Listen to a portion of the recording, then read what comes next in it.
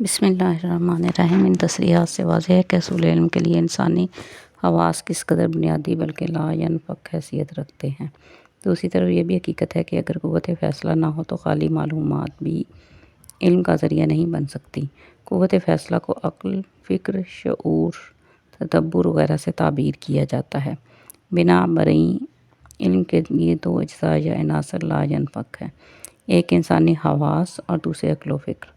آپ قرآن کریم میں شروع سے آخر تک دیکھتے جائیے، اس نے ان اجزاء یا عناصر کا بار بار ذکر کیا ہے اور ان کی بڑی اہمیت بتائی ہے۔ سورۃ بنی اسرائیل کی ایک آیت اوپر درج کی جا چکی ہے، اس کے تتبع میں دوسری مقام پر کہا ہے وَاللَّهُ أَخْرَجَكُم مِّن بُطُونِ أُمَّهَاتِكُمْ لَا تَعْلَمُونَ شَيْئًا وَجَعَلَ لَكُمُ السَّمْعَ وَالْأَبْصَارَ وَالْأَفْئِدَةَ قَلِيلًا مَا تَشْكُرُونَ۔ تم شکم مادر سے دنیا میں آتے ہو تو اس حالت میں کہ تمہیں کسی بات کا علم نہیں ہوتا۔ خدا تمہیں سماعت و بصارت یعنی ذرائع معلومات اور پھر ان معلومات کی بنا پر نتائج اخذ کرنے کا ملکہ عطا کرتا ہے تاکہ تمہاری کوششیں صحیح نتائج مرتب کر سکیں۔ سورۃ المومنون میں ہے وَهُوَ الَّذِي أَنشَأَ لَكُمُ السَّمْعَ وَالْأَبْصَارَ وَالْأَفْئِدَةَ۔ خدا وہ ہے جس نے تمہیں سماعت اور بصارت اور قوت فیصلہ یعنی ذرائع علم عطا کیے۔ یہ صلاحیتیں نہ انسان کی اپنی پیدا کرتا ہے نہ خرید کردہ، یہ خدا کی طرف سے وہبی طور پر عطا ہوئی ہیں۔ اسی لیے کہا گیا وَلَوْ شَاءَ اللَّهُ لَذَهَبَ بِسَمْعِهِمْ وَأَبْصَارِهِمْ۔ اگر خدا تمہیں ان صلاحیتوں کو سلب کر لے، تمہاری ان صلاحیتوں کو سلب کر لے تو تمہیں کوئی بھی انہیں نہیں دے سکے۔ اس کے برعکس اس نے کہا جو لوگ ان صلاحیتوں سے کام نہ لیں وہ بدترین مخلوق ہیں۔ إِنَّ شَرَّ الدَّوَابِ عِندَ اللَّهِ الصُّمُّ الْبُكْمُ الَّذِينَ لَا يَعْقِلُونَ۔ معیار خداوندی کی روح سے بدترین مخلوق وہ ہیں جو ان صلاحیتوں سے کام نہیں لیتے۔ اس کا نتیجہ یہ ہوتا ہے کہ وہ کسی بات کو سمجھ ہی نہیں سکتے۔ دوسرے مقام پر کہا ہے کہ إِنْ هُمْ إِلَّا كَالْأَنْعَامِ بَلْ هُمْ أَضَلُّ سَبِيلًا۔ لوگ انسان نہیں حیوانات کی مانند ہیں بلکہ ان سے بھی گئے گزرے، اس لیے کہ حیوانات میں تو عقل و فکر کی صلاحیت نہیں تو وہ اپنی جبلی رہنمائی سے تو کام لیتے ہیں، لیکن انسان اگر عقل و فکر سے کام نہ لے تو اسے کسی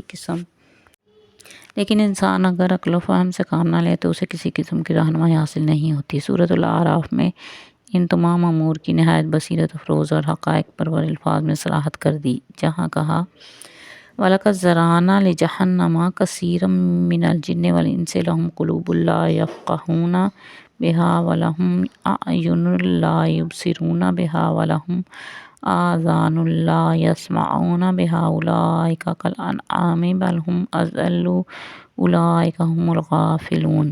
انسانوں کی اکثریت کا یہ عالم ہے کہ خواہ وہ شہری زندگی بسر کرنے والے ہوں اور خواہ بادیہ نشین وہ جہنمی زندگی گزارتے ہیں۔ وہ اس طرح کے سینے میں دل رکھتے ہیں لیکن اس سے سمجھنے سوچنے کا کام نہیں لیتے۔ ان کی آنکھیں بھی ہوتی ہیں لیکن اسے دیکھنے کا کام نہیں لیتے۔ وہ کان بھی رکھتے ہیں لیکن اس سے سنتے نہیں۔ یہ لوگ انسان نہیں حیوان ہوتے ہیں بلکہ اس سے بھی زیادہ راہ گم کردہ۔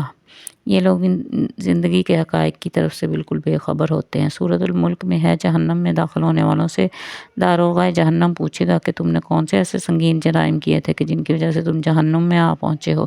قَالُوا لَوْ كُنَّا نَسْمَعُ أَوْ نَعْقِلُ مَا كُنَّا فِي أَصْحَابِ السَّعِيرِ۔ وہ جواب دیں گے کہ اگر ہم اپنی سماعت و بصارت کو مفلوج نہ کر دیتے اور عقل و فکر سے کام لیتے تو ہم کبھی جہنم میں داخل نہ کیے جاتے۔ یہ اس لیے کہ صحیح راستے پر وہی چل سکتا ہے جس کے سامنے تمام حقائق واضح ہوں، اور عقل و فکر سے کام نہ لینے کا نتیجہ یہ ہوتا ہے کہ انسان پر ہر معاملہ مشتبہ رہتا ہے۔ وَيَجْعَلُ الرِّجْسَ عَلَى الَّذِينَ لَا يَعْقِلُونَ۔ جو لوگ عقل و فکر سے کام نہیں لیتے، ان کے سامنے کوئی بات واضح طور پر نہیں آتی، وہ ہمیشہ الجھاؤ میں رہتے ہیں، انہیں تبلیغ بھی کچھ فائدہ نہیں دیتی۔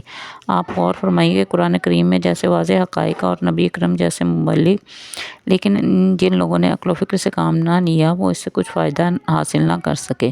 ارشاد ہے وَمِنْهُم مَّن يَسْتَمِعُونَ إِلَيْكَ أَفَأَنْتَ تُسْمِعُ الصُّمَّ وَلَوْ كَانُوا لَا یعقلون، ان میں ایسے لوگ بھی ہیں جو تمہارے پاس آ کر بیٹھتے ہیں تو اس طرح گویا تمہاری باتیں بڑے غور و خوض سے سن رہے ہیں، حالانکہ وہ محض سن ہی رہے ہوتے ہیں، ان کا خیال کہیں اور ہوتا ہے۔ تم سوچو کہ تم ایسے بہروں کو کس طرح سنا سکتے ہو جو عقل و فکر سے کام ہی نہ لے۔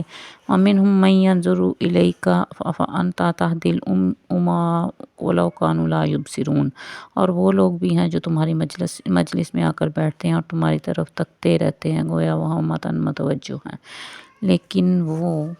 لیکن وہ صرف تک ہی رہے ہوتے ہیں، دھیان ان کا بھی کہیں اور ہوتا ہے۔ سوچو کہ تم ایسے اندھوں کو کیسے راستہ دکھا سکتے ہو جو عقل و بصیرت سے کام نہ لیں۔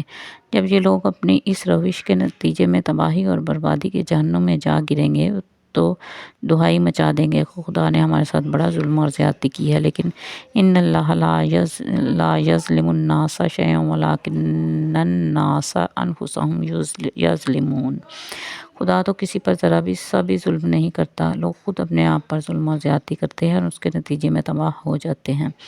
آپ نے غور کیا کہ قرآن کریم نے عقل و فکر سے کام نہ لینے والوں کو اپنے آپ پر ظلم کرنے سے تعبیر کیا ہے، اور میزان خداوندی میں یہ سب سے بڑا جرم ہے۔